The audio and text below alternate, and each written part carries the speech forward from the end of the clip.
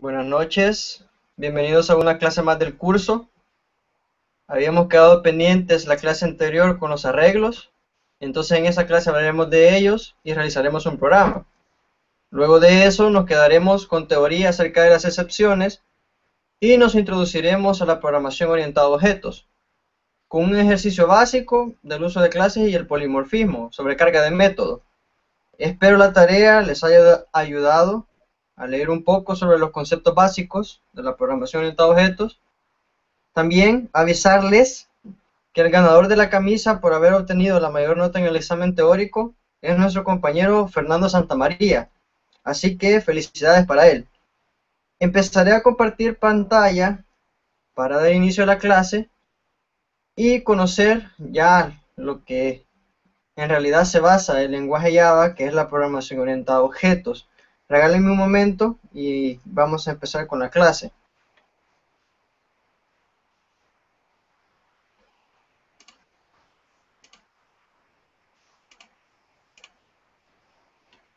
Ok, ahí estamos. Vamos a ver los arrays, las excepciones y nos introduciremos a la programación orientada a objetos. Recuerden que el hashtag para que puedan realizar las preguntas que surjan durante la clase es Java con NinjaWeb y el medio de comunicación conmigo es william.bonilla@ninjawebcorporation.com. Como ya les comentaba, los temas son los arrays, las excepciones y algunos conceptos de la programación orientada a objetos. Primero, antes que nada, vamos a comenzar definiendo qué es un arreglo. ¿Qué son los arreglos? Un arreglo es una estructura compuesta por varios elementos, todos del mismo tipo, y almacenados consecutivamente en memoria. Es importante recalcar que cada elemento puede ser accedido por el nombre de nuestro arreglo y el índice del elemento encerrado entre corchetes. Como podemos ver aquí en la imagen de la izquierda, el recuadro azul, podemos ver sus índices. Nuestro arreglo es M, nombre M, que es el identificador que le hemos dado, y podemos acceder a cada elemento, por ejemplo el 23, M, abrimos corchetes, y el elemento 0. Recuerden que los arreglos comienzan contando de 0, 1, 2 y 3. Es de dimensión 3, aunque tenga almacenado en él 4 elementos. Podemos ver acá arriba la declaración en una sola línea de un arreglo y cómo podemos referenciarnos a sus elementos. Ya en la práctica, los índices del arreglo se manejan con contadores y ciclos for. Es el ciclo repetitivo más utilizado para manejar los arreglos, como veremos en un ejemplo más adelante. Los arreglos nos brindan ciertas ventajas a la hora de almacenar muchos datos del mismo tipo en una sola variable. Así nos evitamos estar declarando variables para cada dato que utilizaremos. Tenemos en Java un solo tipo de arreglos, que son los unidimensionales, también conocidos como vectores. Cuando creamos un arreglo, lo que estamos haciendo es reservar ese espacio de memoria para almacenar esos datos referenciados por un identificador y por los índices de sus elementos. Aquí vemos unos ejemplos de declaración e inicialización de arreglos. Podemos ver que podemos tener de cualquier tipo de dato, incluso podemos tener arreglos de objetos. Es de suma importancia saber que los arreglos Java los considera objetos, es decir, que existe una clase del paquete java.lang que me permite realizar operaciones sobre arreglos. La clase es la clase array. Cuando creamos un arreglo numérico, los valores son inicializados a 0.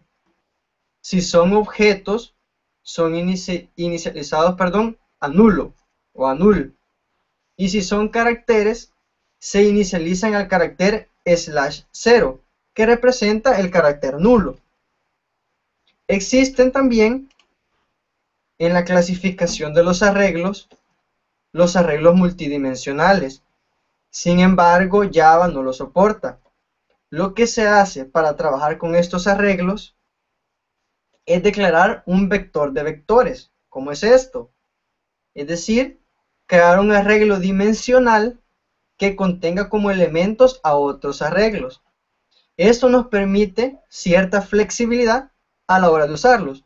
Podemos declarar las filas o columnas de diferente dimensión o de una misma dimensión, una matriz 4×4. Estos arreglos multidimensionales se conocen como matriz. Cuando declaramos una matriz, el primer valor que se coloca entre corchetes, aquí podemos ver la inicialización y la declaración de una matriz, el primer valor que se pone entre corchetes representa las filas de nuestra matriz, y el siguiente elemento que se pone entre corchetes también representa las columnas que nuestra matriz tendrá. Vamos a ver una imagen acá, y como vemos acá, por visualización y uso de los arreglos multidimensionales, imaginaremos que son matrices como las de la figura.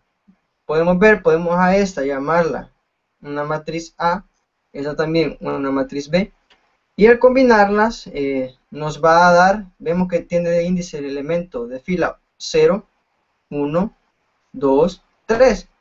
Como siempre ya les dije, como les expliqué en las clases pasadas, los arreglos comienzan de 0, contando de 0 el primer elemento, de ahí 1, 2, 3. Vemos que tenemos una columna, dos columnas, tres columnas. Entonces, esta matriz de acá, de la derecha, puede contenerse en la matriz de la izquierda, dando como resultado, para declararla, esta matriz de 3×2, 3 filas, contando de la 0, ¿verdad? Que serían 4 filas y 3 columnas. Ahora vamos a empezar a practicar con arreglos. Vamos a hacer un demo pequeño para que veamos cómo funcionan. Vamos a crear un nuevo proyecto, NetBeans, Java Application, y le vamos a poner uso de arreglos. Vamos a poner esta mayúscula, ahí está. Vamos a finalizar y se nos va a crear nuestro source, nuestro código. Entonces vamos a empezar declarando una librería llamada system, vamos a importar las librerías import java.lang, que ya la trae predeterminada, pero para efectos de enseñanza lo vamos a poner. Y vamos a empezar a declarar nuestros arreglos. Vamos a declarar un arreglo de enteros y se hace de la siguiente manera. Se pone el tipo de dato, en esta ocasión será entero, se abren corchetes vacíos, ponemos el identificador o nombre de nuestro arreglo, en mi caso lo vamos a poner B, igual a, como ya les dije que los arreglos Java los maneja como vectores, vamos a poner la palabra reservada new para crear un nuevo objeto de tipo entero y le vamos a asignar 5, posición 5, de 5 posiciones. Aquí, con esta declaración, estamos definiendo un vector de enteros que tiene 5 posiciones. Vamos a declarar, para manejar nuestro vector o nuestro arreglo, necesitamos contadores. Entonces vamos a crear un contador entero y vamos a crear una variable valor, que más adelante vamos a ver para qué se va a ocupar. Declararemos una variable double llamada acumulador, que nos va a sumar.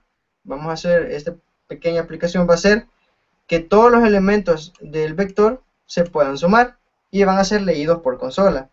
A continuación vamos a poner la instrucción para leer en consola. Perdón, ese escáner, el nombre que le vamos a poner, en este caso leer, creamos un objeto de tipo escáner y ingresamos y le mandamos como parámetro un objeto de entrada. Ahí está.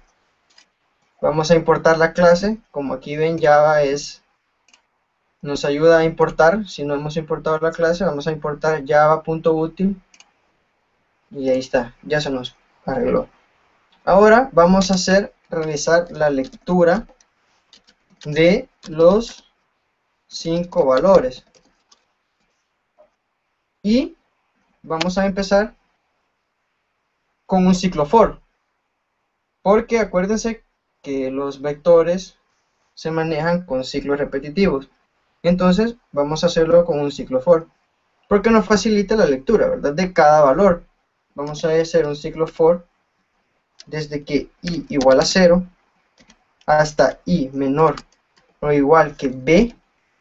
Aquí vamos a utilizar una función, un método que se va a ejecutar sobre el objeto del arreglo que hemos declarado, que se va a llamar b.length, que nos va a dar la dimensión o de cuánto es el arreglo que nosotros hemos declarado. En ese caso nos va a dar la longitud del arreglo, y nos va a devolver un valor entero, ¿verdad? En este caso nos va a decir que es 5. Entonces vamos a comenzar y vamos a pedir system, una salida con formato, y le vamos a poner como parámetros una cadena de caracteres, ¿verdad?, con los formatos especificados. Le vamos a poner digite la posición, vamos a poner un /n para que nuestra salida sea ordenada, digite la posición b, entre corchetes le vamos a poner porcentaje d, que es para leer enteros o para imprimir un entero, y le vamos a poner acá i. Ahora ya tenemos esa salida con formato y vamos a leerlo. Ese vector lo vamos a leer y vamos a poner b sub i, que es el elemento. Si en este caso es 0, cuando nos hace el primer ciclo repetitivo, aquí va a ser b sub 0. Y va a llegar, este i se va a ir incrementando hasta que llegue a uno menos de la longitud, ¿verdad?, que son en realidad 5. Vamos a ver, vamos a poner leer, que es nuestro objeto de tipo escáner para leer en consola, punto next int. ¿Por qué int? Porque nuestro vector es de enteros, ¿verdad? Ok, ahora ya tenemos ahí la lectura de nuestro vector, vamos a almacenar esos datos ahora, y ahora lo que vamos a realizar es una impresión de los elementos del vector. Ahí está. Vamos a imprimir para que se vea más bonito la salida gráfica y puedan entender cómo es que funcionan los vectores. Vamos a imprimir acá solo para estética, un /n, le vamos a poner el vector de 5 posiciones igual a, y lo dejamos así. Ok, ahora viene nuestro ciclo for, que nos va a permitir imprimir nuestro vector. Vamos a ver for desde i igual 0 hasta i menor igual que b.length.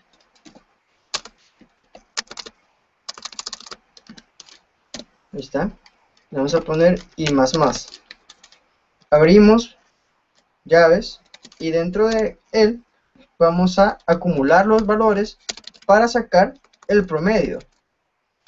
El promedio de todos los valores de enteros que tiene nuestro vector. Vamos a hacer acumulador igual a más b sub i. Esto es lo mismo que declarar acumulador igual a acumulador más b sub i. Ya lo saben, ¿verdad? Ahora vamos a imprimir system.out.println o print format mejor, un formato, salida con formato, y vamos a poner porcentaje de, que es para los enteros, porque nuestro vector es entero, y vamos a imprimir el valor de b sub i. Ahora vamos a calcular acá, vamos a crear una variable double que se llame promedio y que va a ser igual al acumulador que tiene la suma de todos nuestros elementos del vector, y lo vamos a dividir entre el vector y la longitud. Ahí está. Ahora vamos a imprimir el promedio de los elementos del vector. System.out.println o printFormat, y le vamos a mandar como parámetro una cadena de caracteres y se va a llamar el promedio de los elementos del vector es, y acuérdense que como el valor de promedio es double, entonces vamos a darle una salida con formato flotante, ¿verdad? Punto 2f, que significa dos posiciones decimales después del punto, y vamos a imprimir nuestra variable promedio. Ahí está, hemos finalizado el demo y vamos a poner system.exit 0. Ahí está. Ejecutémoslo y veamos cómo funciona.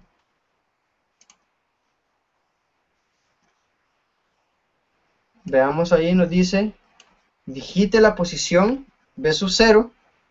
Le vamos a poner en este caso 2. Digite la posición b sub 1. Le vamos a poner 18. Digite la posición b sub 2. Le vamos a poner 10. Digite la posición b sub 3. Le vamos a poner 5. Digite la posición b sub 4. Le vamos a poner 15. Y vemos que nos imprime el vector tal como lo hemos leído, con los valores que hemos leído, de 5 posiciones. 0, la posición 0, la posición 1, la posición 2, la posición 3 y la posición 4. Y el promedio de los elementos de nuestro vector es 10. Veamos, aquí 18 más 2 nos da 20, más 10 nos da 30, más 5, 35, más 15, 50, entre 5 es 10. Ahí, como podemos ver, ya hemos trabajado con arreglos, y ahora vamos a realizar un ejercicio que acá lo tengo. Dice, una empresa desea conocer el total a cancelar en sueldos para cierto número de empleados. De los empleados se conoce su nombre y el sueldo que éste gana. La empresa sugiere realizar el programa en lenguaje Java utilizando arreglos, y la salida será en modo gráfico. Vamos a comenzar a realizar este ejercicio.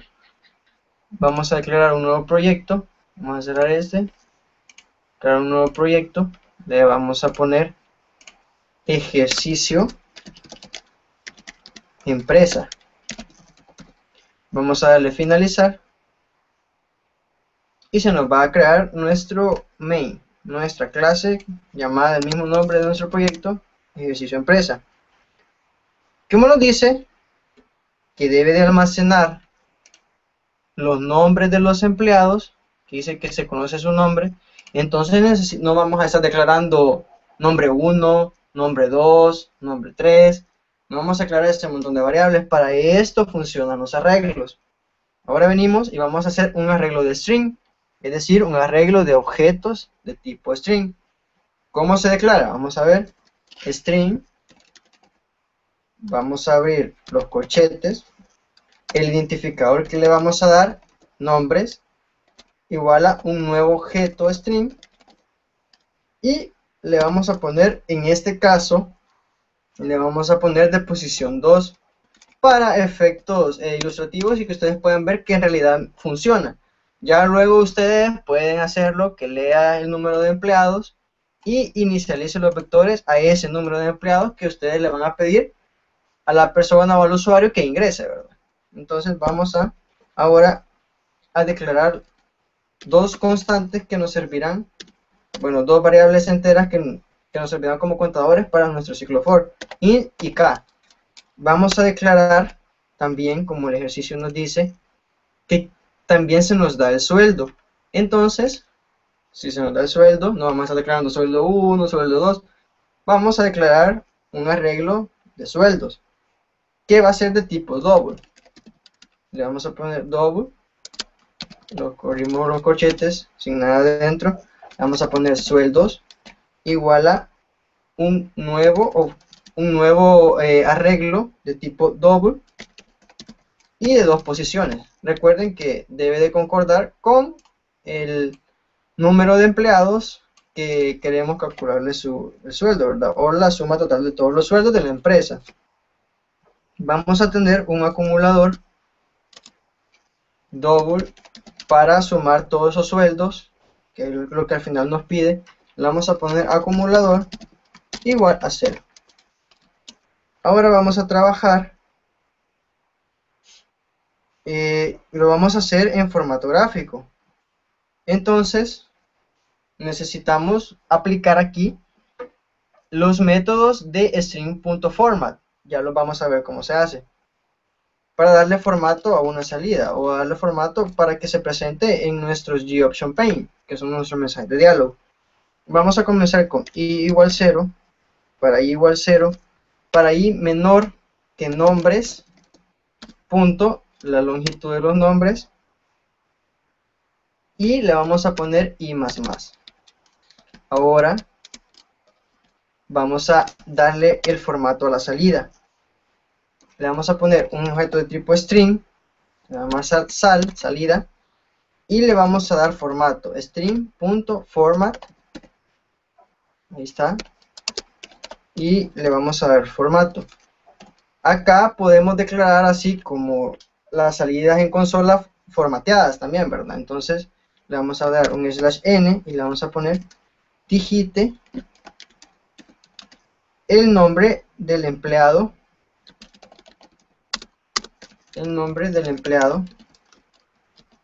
porcentaje de, recuerden que es para enteros y como estamos haciendo un string con formato, no lo va a permitir, y le vamos a poner i más 1 para efecto que nos diga, no nos salga digite el nombre del empleado 0, no, que nos diga digite el nombre del empleado 1 y digite el nombre del empleado 2.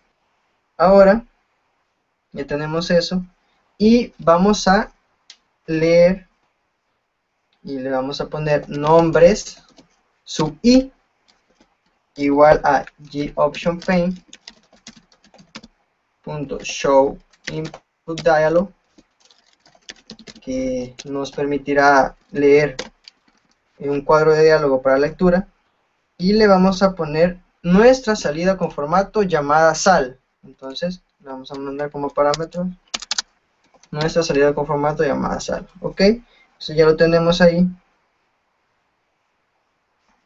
Y vamos ahora, ahí mismo vamos a aprovechar para guardar nuestra variable sueldo. Entonces le vamos a poner ahí mismo un string que se va a llamar sueldo igual a GOptionPane. Recuerden que cuando estamos con cuadros de entrada siempre nos va a devolver un string y hay que hacer después su respectiva conversión al tipo de datos que nosotros lo queremos. Entonces le vamos a poner digite su sueldo, le vamos a poner ahí y punto y coma, ¿verdad? Siempre punto y coma. Ahora necesitamos en nuestra variable sueldo, en nuestro arreglo sueldos, sub i para el empleado 1 o empleado 0, en este caso el empleado 0, le vamos a poner double.parseDouble y le vamos a mandar la cadena de caracteres de vuelta por el show input dialog y lo vamos a pasar a un double, ¿verdad? Un valor double que se va a almacenar en nuestro arreglo de doubles llamado sueldo. Ok, entonces ahora vamos a cerrar ese ciclo for. Ahí está, cerremos el ciclo for y le vamos a poner acumulador más igual a sueldos sub i. Ahí se van a ir acumulando. Bueno, pero aquí nos falta algo. Lo que podemos hacer, vamos a poner dentro de aquí, dentro del ciclo for el acumulador, y vamos a validar, como ya sabemos utilizar los ciclos while y if. Vamos a validar entonces, mientras, vamos a dejar una línea para que se vea mejor, mientras el sueldo sub i sea menor que 0, que no hay sueldo negativo, ¿verdad? Vamos a imprimir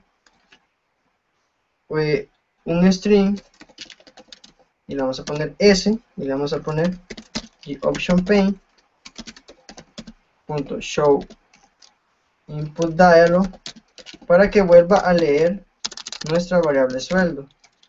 Vamos a poner error sueldo debe ser mayor a 0.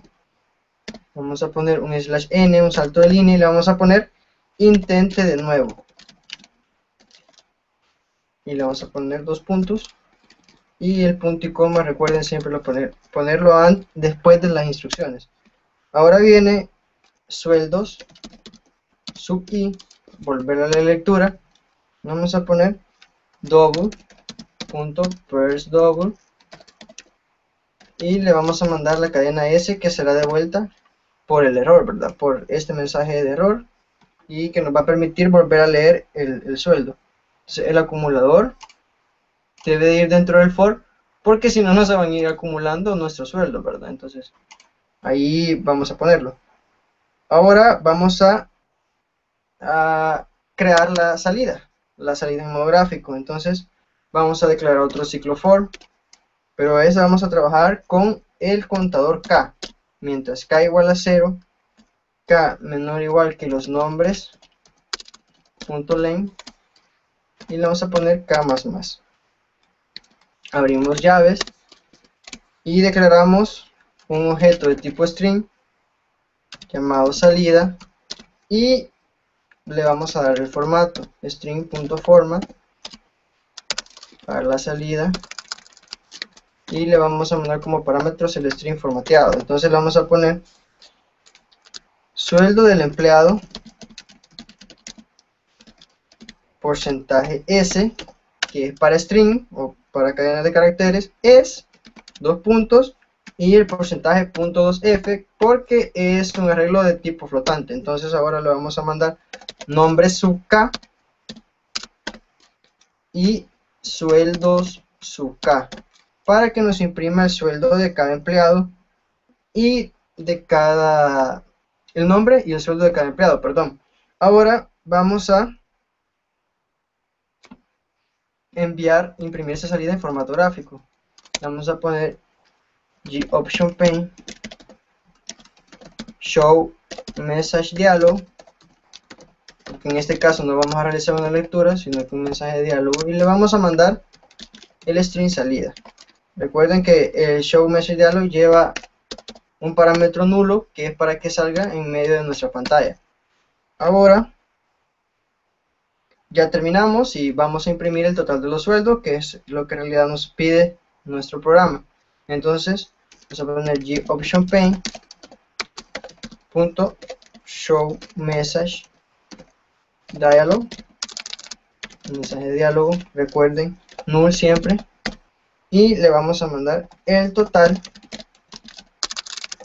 de los sueldos es, y le vamos a concatenar el acumulador, punto y coma, y vamos a poner la sentencia para que termine exitosamente nuestra aplicación, system.exit y 0.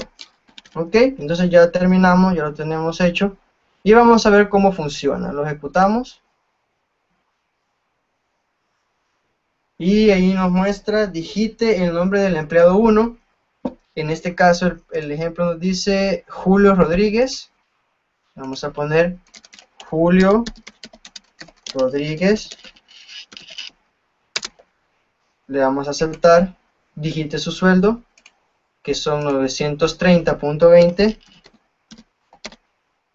Aceptamos. Digite el nombre del empleado 2, que es Sofía Montenegro. Poner Sofía Montenegro. Y su sueldo es de $1,800. Ok, le vamos a aceptar. Y nos va a decir, sueldo del empleado Julio Rodríguez es 930.20. Sueldo del empleado Sofía Montenegro es 1,800. Y el total de los sueldos es 2,730.2. Como vemos, ya lo tenemos ahí resuelto. El ejercicio que una empresa deseaba conocer el total a cancelar en sueldos para cierto número de empleados. Ahora, ya terminamos esto. Y vamos a ver si tienen alguna pregunta en estos momentos. Dice Giancarlos GT, una consulta: siempre que hagamos un programa en modo gráfico, tendremos que realizar dos for. En este caso, vamos a abrirlo, utilicé dos ciclos for para manejar nuestra entrada en un solo ciclo y nuestra salida en otro ciclo. En realidad, si haces la lectura en un ciclo for y la impresión en un ciclo for, te va a imprimir lectura e impresión al mismo tiempo. Y no queremos eso, ¿verdad? Queremos primero nuestra lectura, por eso hacemos acá nuestra lectura, y después queremos nuestra impresión. Para eso siempre es necesario un ciclo for para nuestra lectura y un ciclo for para nuestra impresión.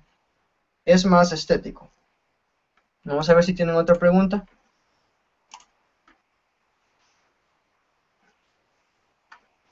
Vamos a esperar unos minutos a ver si hay más preguntas acerca de los ejercicios. Bueno, si no hay más preguntas, pasaremos a hablar de las excepciones y a introducirnos a la programación orientada a objetos. Vamos a esperar un momento a ver si hay más preguntas. Bueno, creo que ya no hay. Vamos a empezar con las excepciones. Las excepciones ocurren cuando durante la ejecución de una aplicación ocurre un error que impide que nuestra aplicación se siga ejecutando con éxito.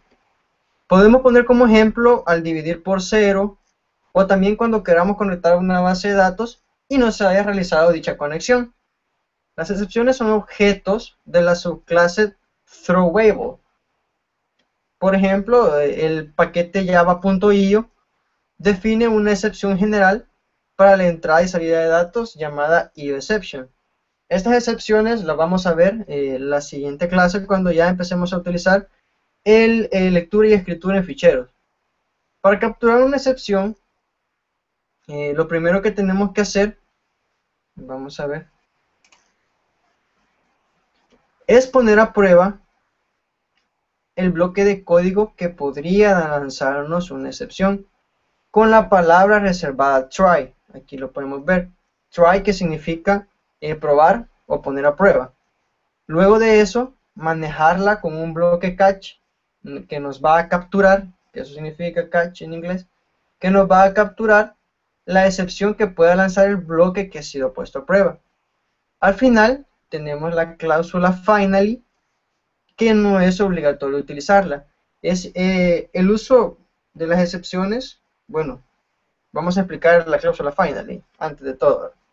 Java garantiza que la cláusula finally, si hay una, si nosotros se la colocamos, se ejecutará, se lance o no una excepción en el bloque try, que es el de prueba correspondiente, o en cualquiera de sus cláusulas catch correspondientes. Es importante saber también que si dentro de nuestro bloque try ponemos un return o un break, siempre se nos va a saltar nuestra cláusula final.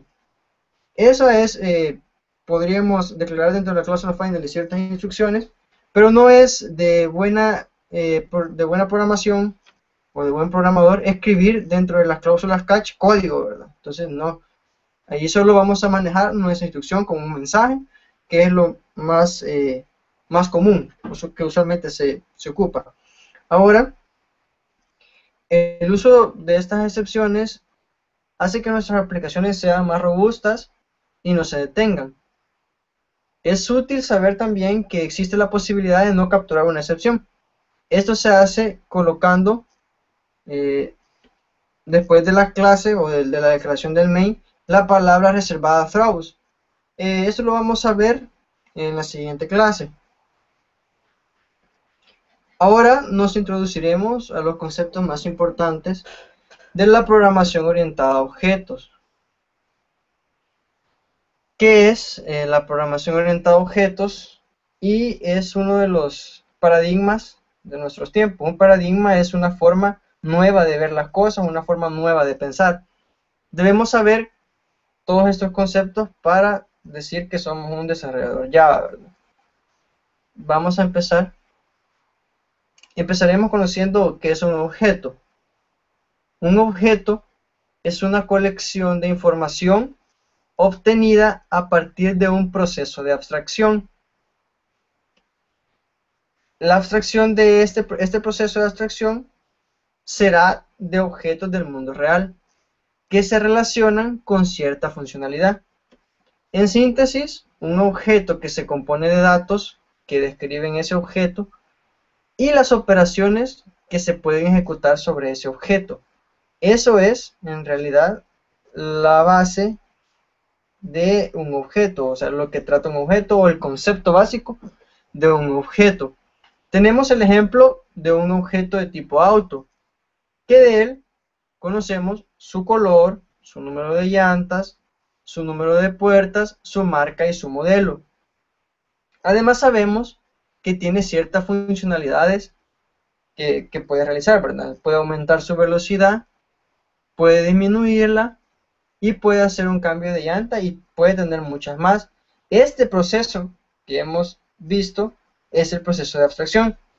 Por ejemplo, hemos sacado los aspectos más importantes de este objeto. Todos los carros o todos los objetos de tipo auto tienen un color, todos los autos tienen un color, todos tienen número de puertas, todos tienen llantas, porque sin esas no caminan, todos tienen marca, todos tienen un modelo, ¿verdad? Y en todos se puede aumentar la velocidad, disminuir la velocidad y cambiar la llanta. Luego vamos a ver el concepto de abstracción. Al identificar los objetos de nuestras aplicaciones también, debemos tomar en cuenta que pueden ser objetos físicos, pueden ser objetos a partir de unos conceptos y pertenecientes a mundos virtuales y objetos de software. Por ejemplo, el objeto de tipo string no es un objeto que podemos verlo, ¿verdad? No podemos, no es un objeto físico, pero sí sabemos que es un objeto. Cada objeto tiene un estado, un comportamiento y una identidad que lo hace diferente a los demás.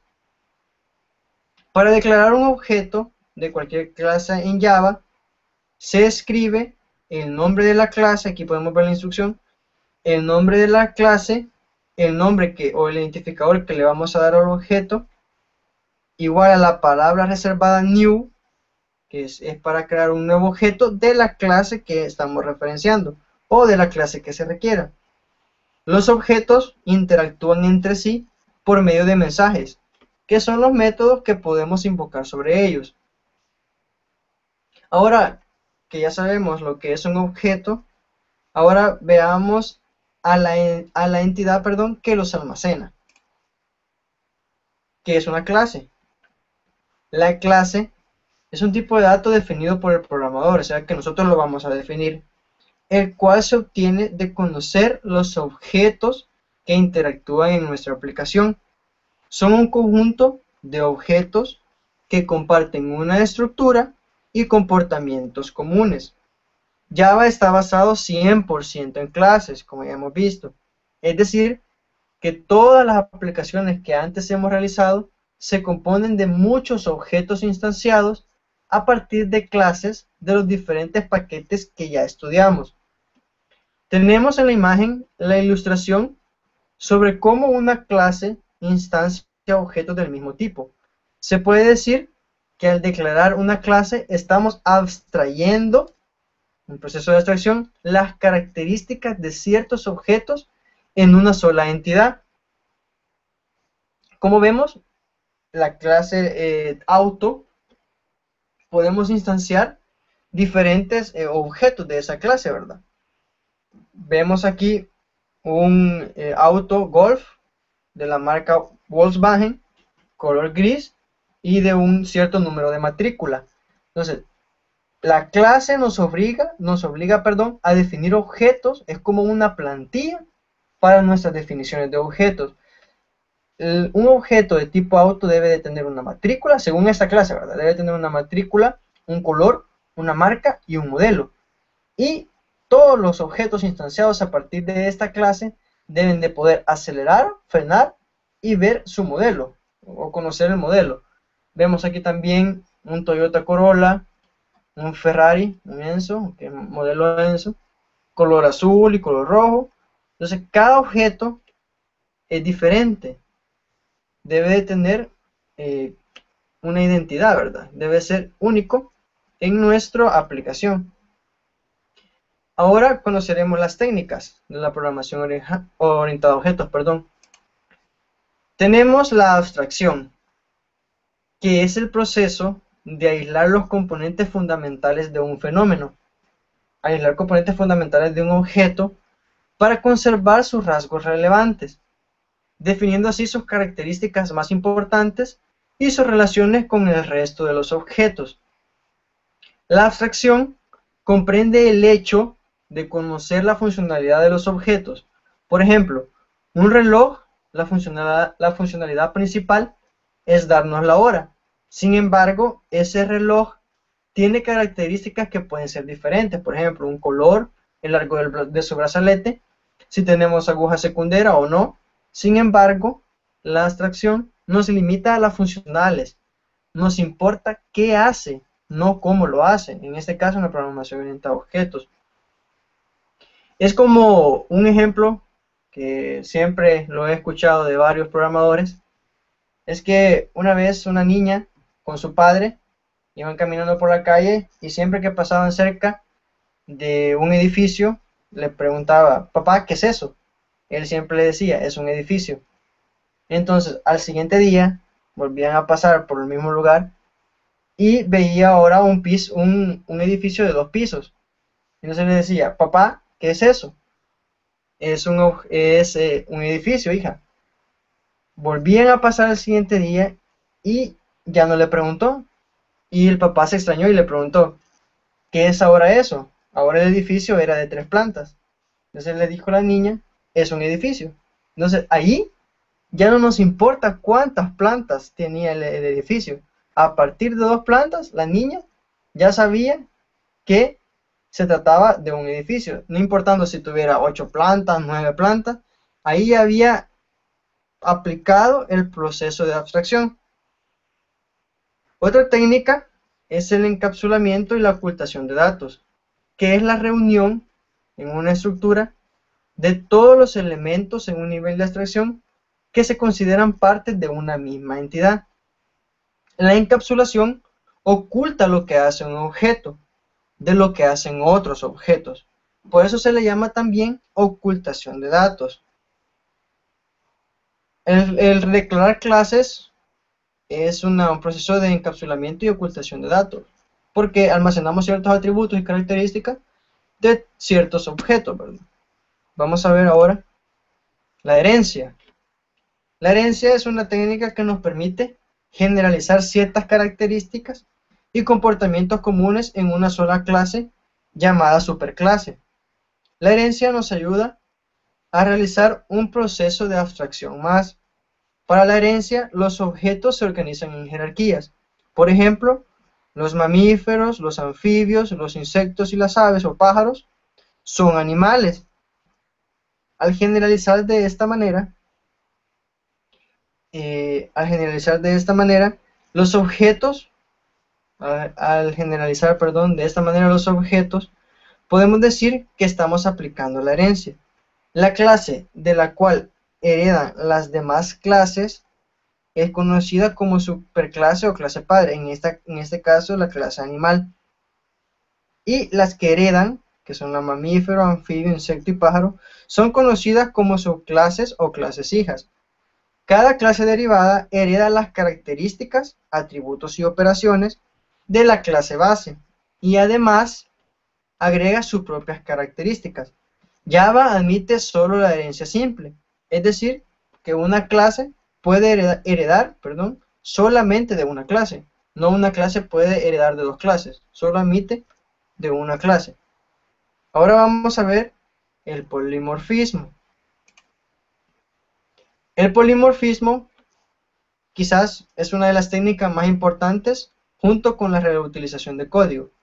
Permite a una operación, método, llamada método, tener el mismo nombre en clases diferentes y actuar de modo distinto en cada una de ellas. No solo en clases diferentes, podemos tener métodos llamados diferentes en la misma clase, pero que realizan diferentes operaciones. Una misma operación puede realizar diferentes acciones dependiendo del objeto sobre el que se aplique. Podemos ver aquí que una puerta se puede abrir, una ventana también se puede abrir, un libro también se puede abrir, una cuenta de ahorro también se puede abrir una cuenta de ahorro. En este caso, cada una de estas clases sabe cómo implementar su método, pero nosotros no lo sabemos, porque no nos importa el cómo lo hace, nos importa qué hace. Entonces, este es el polimorfismo. En la práctica, el polimorfismo significa la capacidad de una operación de ser interpretada solo por el propio objeto que la invoca. Desde un punto de vista práctico de ejecución del programa, por ejemplo, el polimorfismo se realiza en tiempo de ejecución, ya que durante la compilación no se conoce qué tipo de objeto y por consiguiente qué operación ha sido invocada. La sobrecarga de operadores y métodos, de operadores y funciones, es un tipo especial de polimorfismo. La sobrecarga básica de operadores existe siempre. El operador más, por ejemplo, sirve para sumar enteros o reales y también sirve para concatenar cadenas. Aquí podemos ver su variabilidad en su uso, ¿verdad? El uso de operadores o métodos en forma diferente, dependiendo de los objetos sobre los que se está actuando, se denomina polimorfismo. Una cosa con distintas formas. Eso significa, ¿verdad? Polimorfismo, muchas formas. Vamos a ver la otra, que es la reutilización de código. La reutilización de código es una de las grandes ventajas de la programación orientada a objetos. Una vez que hemos terminado la realización de una clase, la podemos poner a disposición de otros programadores que harán también uso de ella. Debemos diseñar nuestros programas de modo que otro programador pueda realizar nuestras clases, pueda reutilizar, nuestras clases, nuestros algoritmos y nuestras estructuras de control. Creo que todos los que nos dedicamos a programar hemos hecho reutilizaciones de código. Es raro el que no lo haga, ya sea encontrado en internet o de otros programadores que ya hemos realizado, ¿verdad? Ya conocemos estas técnicas de programación orientada a objetos en un nivel básico. No nos hemos metido muy profundo porque el curso nos limita a ser básico. Entonces, más adelante yo espero que ustedes tengan la oportunidad de estudiarla más a fondo. Entonces, ahora vamos a realizar un ejercicio de sobrecarga de métodos. ¿Qué es un tipo de polimorfismo? Es este ejercicio. Nos obliga dentro del paquete matemáticas, así lo hemos denominado acá, paquete matemáticas, tenemos dos clases. La prueba matemáticas, que va a contener nuestro método main, y vamos a tener una clase aparte llamada matemáticas, que tiene tres métodos llamados de la misma forma, es decir, vamos a sobrecargar los métodos. Tenemos sumar, que recibe un double x y un double y nos retorna un valor double. Ahora tenemos el otro método, que es sumar, que recibe tres valores double y nos retorna un double. Y tenemos también el último método, que es sumar, que nos suma un arreglo y nos tiene como parámetros un arreglo que es de tipo double y nos va a devolver un double también. Vamos a empezar a crear en este proyecto, ¿verdad? Vamos a ponerle nuevo proyecto y le damos Java Application y le vamos a poner sobrecarga de métodos. Le vamos a dar finalizar. Lo tenemos ahí. Vamos a dejar esto ahorita y dentro de sobrecarga de métodos vamos a agregar una clase. Para agregar una clase nos venimos sobre el paquete donde la queremos agregar, le vamos a dar clic derecho, vamos a dar nuevo y vamos a poner Java Class. Ahí podemos crear una clase nueva. Le vamos a poner el nombre, que en este caso se llama, vamos a ver, matemáticas. Esa se llama la clase, matemáticas. Y le vamos a dar finalizar. Ya se nos creó la clase, como podemos ver ahí, eso nos creó. Y vamos a empezar a declarar sus métodos. El primer método se debe declarar público, va a devolver un valor double y se va a llamar sumar. Debe de tener un parámetro double x y un parámetro double y. Y debemos abrir llaves. Debe de siempre un método, bueno, no siempre, si podemos ponerle void, puede devolver o no un valor de retorno. Para declarar un método, primero lo que se hace es el tipo de accesibilidad, perdón, el tipo de accesibilidad que va a tener nuestro método. En este caso va a ser método público, nos va a devolver un tipo de retorno double y el respectivo nombre. Dentro de los paréntesis debemos de colocar los parámetros de ese método, ¿verdad? Que se va a hacer double x y double y. Siempre tenemos que definir el tipo y identificador para ese método. También double y un identificador para ese método. Entonces vamos a retornar x más y. Nos va a devolver el valor de sumar dos double, ¿verdad? X, que aquí está, y y. Entonces nos vamos a retornar esos dos valores sumados. El otro método es casi similar, solo que va a sumar tres valores double. Entonces se va a llamar sumar igual. Le vamos a poner double x, double y, coma, y double z. Lo vamos a abrir acá y le vamos a poner return x más y más z, punto y coma.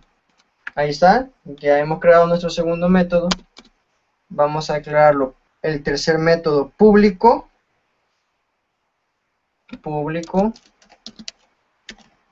Nos va a retornar un valor double, se va a llamar sumar. En este caso vamos a tener que mandar como parámetro un arreglo de doubles, ¿verdad? Entonces le vamos a poner como parámetro double, abrimos los corchetes y le vamos a poner array. Ese va a ser nuestro identificador para el arreglo de doubles. Entonces le vamos a poner aquí abrir corchetes y vamos a tener la variable double total igual 0. Las variables declaradas en cada método son variables locales, es decir, son variables que solo van a existir cuando ejecutemos este método. Existen también las variables globales que existen siempre que nuestra aplicación se esté ejecutando, ya sea en cualquier método, en el método main, no importa, siempre va a existir esa variable que hemos declarado como global. En este caso, las variables estas que declaramos acá dentro de un método siempre van a ser variables locales.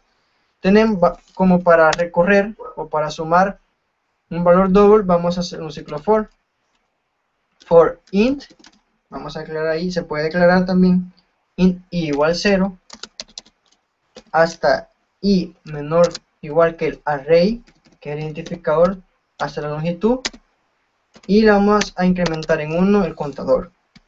Entonces lo que queremos es en total almacenar, va a ser igual al total, perdón, igual a total, más el array, la posición 1 hasta que termine su longitud.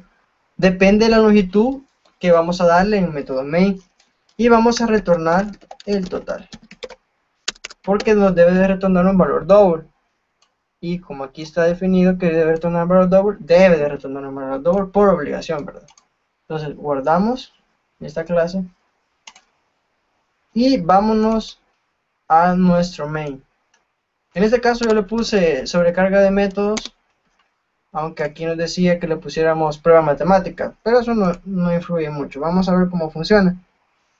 Entonces, vamos a declarar acá un vector de doubles, ¿verdad? Un arreglo de doubles. Se hace doubles m y ya lo vamos a definir, ya lo vamos a predefinir. Para predefinir o ya tener un vector definido, lo que se hace es declarar double, ya no new, porque si lo estamos definiendo ya no solo se entiende, ya me entiende que ya está creado, ya se va a crear. Entonces solo se pone double, el identificador con los corchetes, y le vamos a ir poniendo aquí adentro 4.5. Recuerden que es un vector de doubles y deben de ir con puntos decimales, ¿verdad? Vamos a ponerle 4.5, 2, 4.5. Le vamos a poner y 10.00.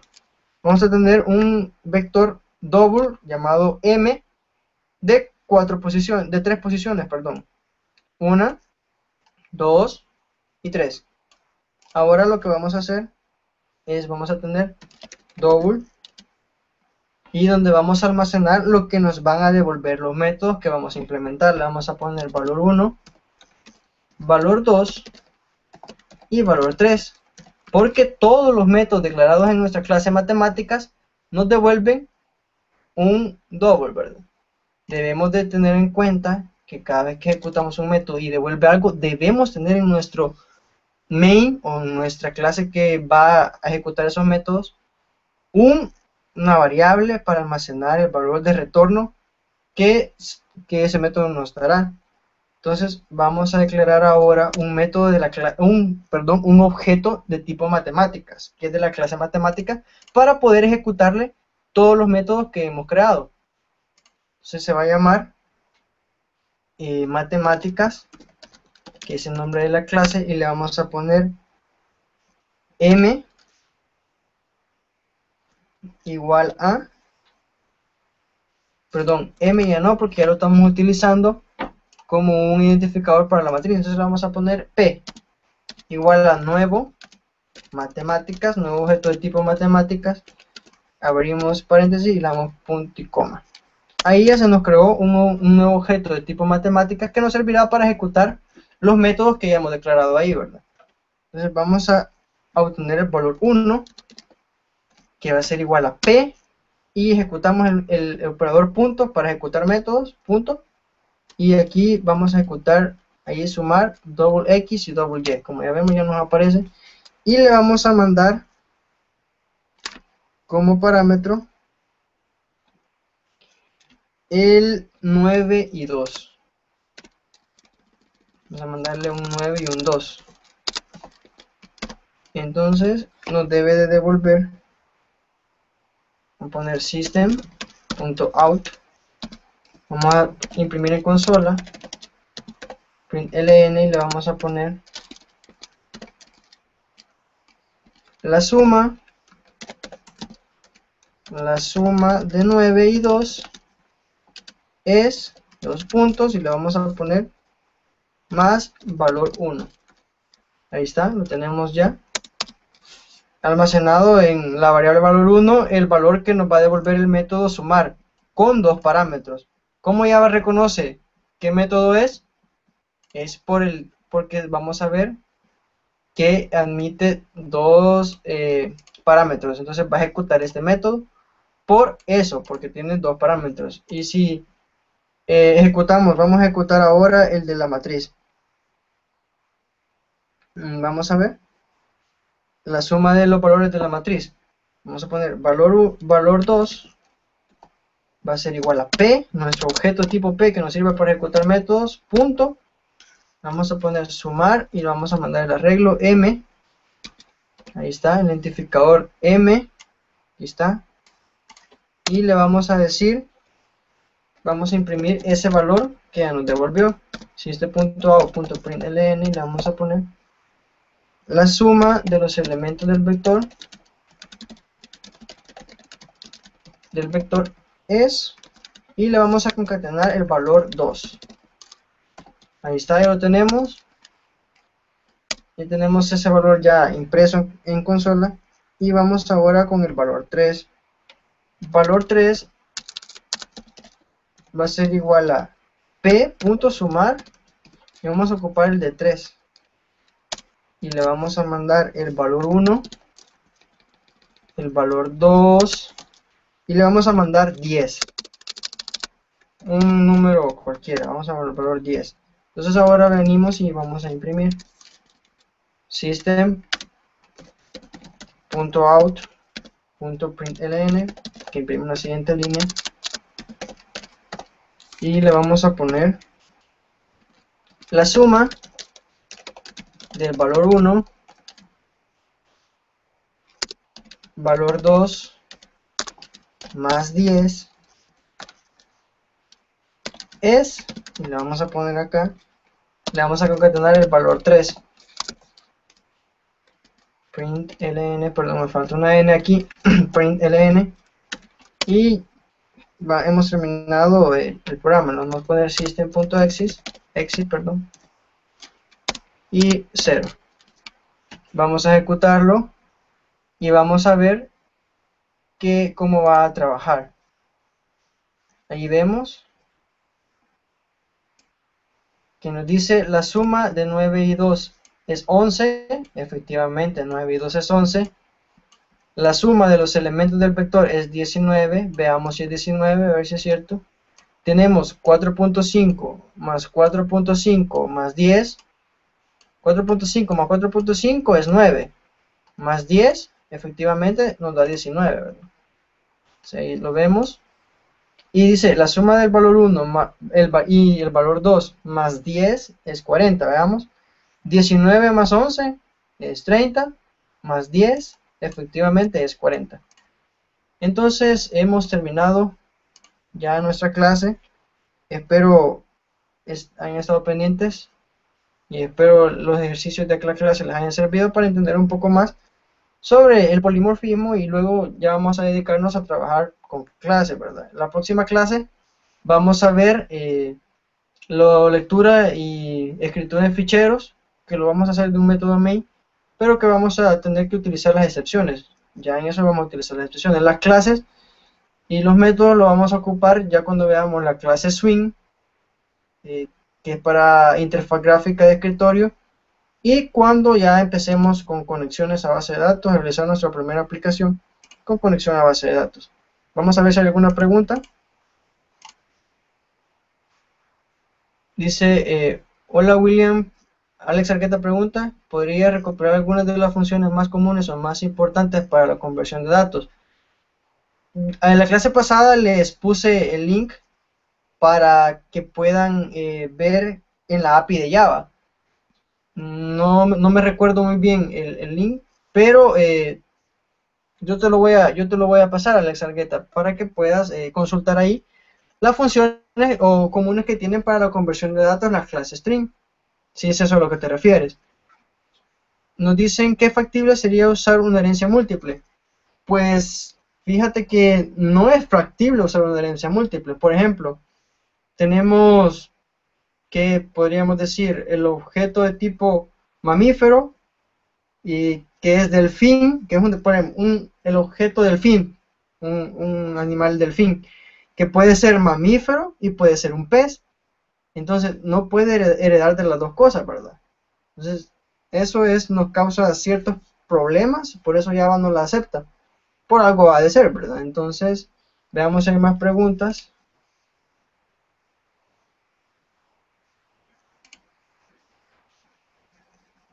Bueno, creo que ya no hay más preguntas, entonces vamos a dar por finalizada la clase.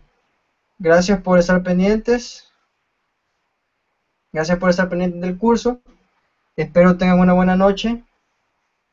Recuerden que estar pendientes de la página de NinjaWeb, de las nuevas cosas que estamos realizando. Y por favor les pido estén pendientes del grupo en Facebook y el aula virtual, que próximamente, a más tardar mañana o el miércoles en la siguiente clase, les voy a dejar una tarea para que ustedes programen. Ya empiecen a programar una tarea, que programen unas clases para que empiecen a practicar. Entonces espero que les haya servido un poco la clase de ahora. Nos estamos comunicando y nos vemos hasta la próxima. Muchas gracias. Buenas noches.